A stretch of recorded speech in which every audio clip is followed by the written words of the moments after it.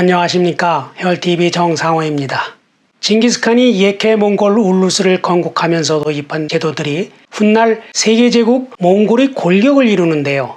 그 가운데에서도 핵이라 할 수 있는 5대 제도를 살펴보겠습니다. 첫째는 사회 군사 시스템인 천호제입니다. 건강한 남자는 15살부터 70살까지 모두 군대의 구성원으로 활동했습니다. 자세한 내용은 20편과 23편에서 다뤘기 때문에 생략하고요. 몽골 비사에 기록된 88명의 천호장 중 86명이 징기스칸과 혈연 관계가 없는 사람이었습니다. 천호제가 기존의 부족, 시족의 벽을 허물고 새로운 몽골 공동체의 통합에 초점을 맞췄기 때문에 가능한 일이었죠. 천호제의 이념 자체가 혁신과 통합이었고, 따라서 인사가 신분이나 친소 관계가 아닌 공운과 실력을 기준으로 이루어졌던 거죠. 둘째는 몽골의 엘리트 집단인 캐식텐입니다. 역시 20편과 23편에서 자세히 살폈기에 줄이고요. 특기할 사실은 캐식텐이 대칸만이 독점적으로 운영하는 제도가 아니었다는 것입니다. 세계 곳곳에 흩어져 있던 징기스칸의 일족의 다른 왕들도 규모는 크지 않지만 모두 캐식을 보유하고 있었습니다. 고려사에 따르면 고려의 국왕도 캐식을 두었다고 하죠. 셋째는 땅과 백성을 나눠주는 분봉입니다. 몽골 비사 242절에 징기스칸이 가족에게 95천호를 나눠주면서 관리하도록 하는데 그 배치가 체계적입니다. 우선 어머니와 형제들을 동쪽 대싱알링 산맥 일대에 둡니다. 어머니와 막내 태무게는 유목전통에서는 막내가 부모를 모시거든요. 합해서 10,000호, 큰 동생 카사르 4,000호, 둘째 동생 카치온, 징기스칸이 아꼈는데 요절했죠. 이 아들 알치다이가 2,000호, 이복 동생 벨구테이는 1,500호를 받죠. 자식들은 서쪽 알타이 산맥과 준가르 초원에 배치하는데 장남 주치에게 9,000호, 차남 차카타이 8,000호, 삼남 어거데이 5,000호, 막내 툴루이는 5,000호를 주죠. 나머지 중앙 55,500호는 자신이 관할하는데 보르초와 무칼리를 우익만호장과 좌익만호장으로 임명했고, 또 중앙만호장이 따로 있어서 자신은 실제로 이 셋을 뺀 25,500호를 관리한 셈이죠. 이렇게 해서 신흥 몽골국은 징기스칸이 지카라는 중앙 울루스를 중심으로 동방과 서방에 각각 4개의 동생들과 아들들이 울루스가 포진하게 됩니다. 이런 형태는 훗날 쿠빌라이대에 이르러 느슨한 울루스들의 연맹체적인 성격으로 변하게 되죠.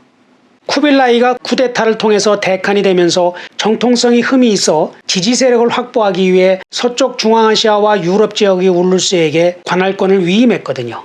그러나 제국 전체의 연대감과 일체성은 유지하고 있었죠. 울루스들 사이에서 활발한 정치, 경제, 문화적 교류가 지속되어 팩스 몽골리카, 몽골에 의한 평화가 이루어진 것입니다. 이때 비로소 진정한 세계사가 시작된 거죠. 넷째는 평등과 신뢰의 바탕을 둔 인재관입니다. 징기스칸이 사람을 보는 관점은 평등과 믿음에서 출발합니다. 빈부귀천이나 종교 혈연과 같은 겉포장으로 차별하지 않았습니다. 오직 능력과 믿음을 중시했죠. 이런 징기스칸이 열린 인재관이 몽골 제국에 체화되어 시스템화되고 문화가 되면서 최고의 인재들이 모여들어 그 재능을 꽃피운 것이죠. 그들 중에 대표가 징기스칸이 사준사하고 4마리 준마와 4마리 맹견인데요. 이들은 나중에 따로 다루기로 하고요. 오늘은 다른 각도에서 살펴보겠습니다. 역사에서 흔히 발견되는 사례 중에 토사구팽이 있습니다. 토끼를 잡으면 사냥개를 삶아 죽인다. 적을 정복한 뒤 공이 있는 충신을 죽이는 행태죠. 특히 중국의 역대 왕조를 보면 한족이 세운 나라는 이상하게 공통적으로 토사구팽이 심했습니다.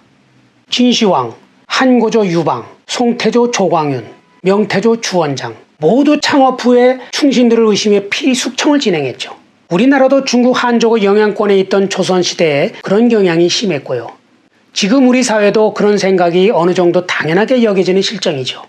그러나 징기스칸은 토사구팽이 없었습니다. 끝까지 동지들이 공운에 믿음으로 보답했죠. 단 하나 예외가 있긴 있었습니다. 그 사례에 징기스칸의 성격과 리더십의 정수가 녹아 있습니다. 징기스칸이 몽골 울루스를 건국할 때 공운 1순위가 샤먼 멍리크 에치게였습니다. 23편을 보신 분은 기억하시겠지만 징기스칸이 멍리크를 보고 자손이 자손에 이를 때까지 받들어 모시겠다고 말했죠. 이 멍리크에게 아들이 7명 있었습니다. 넷째가 탭탱글이었는데 키가 2m가 되는 거한이었다고 하는데 대제사장으로 즉위식에서 징기스칸에게 그 칭호를 부여했던 사람이죠. 이 사람이 최고 권력자가 되려는 흑심을 품습니다. 그 수단으로 카사르를 노리죠. 사실 징기스칸은 바로미티 동생 카사르보다 오히려 이복 동생 벨구테이를 더 신뢰했습니다. 그 틈을 탭탱글이가 비집고 들어온 거죠. 어느 날 탭탱글이 7형제가 떼지어 카사르를 찾아와 위협하며 때렸습니다. 천하의 명궁 카사르가 맞은 것을 보면 탭탱글이 위세가 대단하긴 대단했던 모양입니다. 카사르가 형을 찾아와 무릎을 꿇고 억울함을 호소하죠. 그때 징기스칸은 다른 일로 화가 나 있던 상태였습니다. 너는 지금까지 남에게 진 적이 없는 사람이다. 내가 어떻게 맞았단 말이냐? 신경질적으로 반응하죠. 카사르가 눈물을 흘리며 물러가 며칠 동안 징기스칸에게 나타나지 않았습니다. 그때 탭탱글이가 징기스칸을 찾아옵니다. 한 번은 태무진이 나라를 다스리지만 그 후에는 카사르가 다스릴 것이다. 이런 계시가 있었다는 것이었습니다. 그러면서 지금 소문도 돌고 있으니까 카사르를 제거해야 한다. 이렇게 말합니다. 징기스칸이 바로 그날 밤에 사람을 보내 카사르를 잡아오죠. 과거 징기스칸이 적진에서 전쟁 고아를 거둬 허엘룬이 키웠는데 이들 중에 2명이 그 옆에 있다가 허엘룬에게 급히 달려갑니다. 어머니 큰일 났어요. 그 소식을 알려주죠. 허엘룬이 달구지를 타고 밤새 달려 새벽에 징기스칸이 오르드에 도착하죠.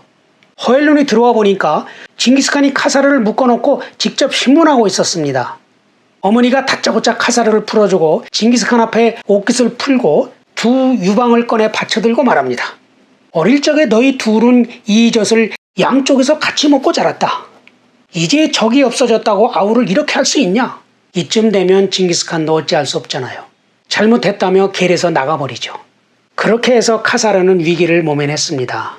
그런데 징기스칸이 뒤가 있었습니다. 어머니 몰래 카사르에게 주었던 4,000호를 몰수하고 1,400호만 줍니다. 허엘룬은 이것을 알고 가슴에 병이 생겨 몇 달 후 죽죠. 이 일이 있은 후 탭탱글이 주변에 사람들이 더 모여들기 시작합니다. 주로 신생 몽골에 불만을 가졌던 귀족들과 같은 사람들이었는데 탱글이가 이들을 부추기죠. 그때 징기스칸이 막내 동생 태무게에게 속해 있던 백성 일부가 탭탱글이 휘하로 넘어갔습니다. 태무게가 사신을 보내 그들을 데려오려고 하죠. 그러자 탭탱글이가 사신을 때리고 신발도 빼앗아 맨발로 돌려보냅니다. 이번에는 태무게가 직접 가서 따지죠.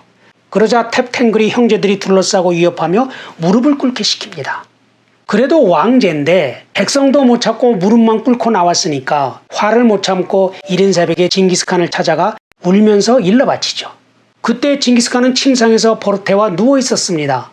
징기스칸이 무슨 말을 하기도 전에 버르테가 눈물을 뚝뚝 떨어뜨리며 말합니다. 그들이 전에는 카사르를 때렸다. 다시 태무게를 무릎 꿇리다니 어찌 그럴 수 있냐.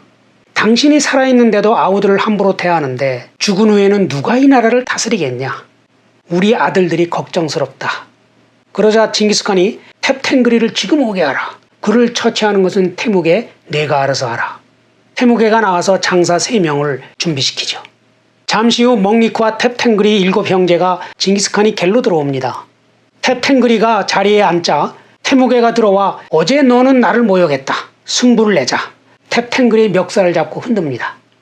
탭탱글이도 같이 멱살을 잡고 실랑이를 하는 거죠. 징기스칸이 고함을 지릅니다. 싸우려면 밖에 나가 싸우라. 둘이 나가자 대기하고 있던 장사 3명이 탭탱글이 허리를 꺾어 죽여버리죠. 태무가가 겔로 다시 돌아와 징기스칸에게 하찮다는 듯이 보고합니다. 승부를 내자고 해도 누워버린다. 비겁한 친구다. 멍리크가 이 말을 듣고 아들이 죽은 것을 눈치챕니다. 나는 대지가 아직 한 줌의 먼지였을 때부터 칸의 가문을 위해 희생했다. 울먹이죠. 그러자 6 아들들이 징기스칸을 애워쌉니다. 징기스칸이 위협감을 느껴 비켜라 그러면서 재빨리 겔 밖으로 나가자 친위대가 들이닥쳐 멍리크 가족을 제압합니다. 그때까지 멍리크는 아들의 욕심을 모르고 있었습니다. 그렇다고 용서될 수는 없죠. 3족을 멸할 중죄죠. 그런데 징기스칸은 멍리크를 나무란 뒤에 아침에 말했던 것을 저녁에 파괴한다면 수치스러운 일이다. 과거 멍리크를 잘 모시겠다고 한 약속을 지키겠다는 말이죠. 이러면서 은사를 내립니다. 멍리크의 자손들이 정도만 지킨다면 누구도 그들을 해칠 수 없고 그 지위를 계속 누릴 것이다. 이 사건은 영모 사건이자 칸과 종교계 우두머리와의 싸움이었습니다. 자칫 나라 전체가 혼란에 빠질 수 있는 사안이었죠. 그러나 징기스칸은 환부를 조용하지만 단호하게 토론했습니다. 후폭풍을 최소화하면서 충신을 살린 것이죠. 오늘날 우리 사회에서 어떤 문제가 발생하면 끝없이 갈등이 확대 재생산되며 국민 통합과 국가 발전이 에너지가 탕진되는 안타까운 모습이 발견되곤 하는데요. 징기스칸이 이 모습을 본다면 무슨 말을 할지 궁금합니다. 끝으로 5번째는 자사크라 불리는 징기스칸의 대법령과 어록인데요.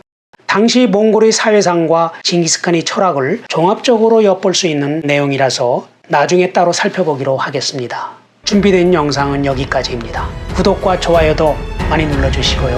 고맙습니다.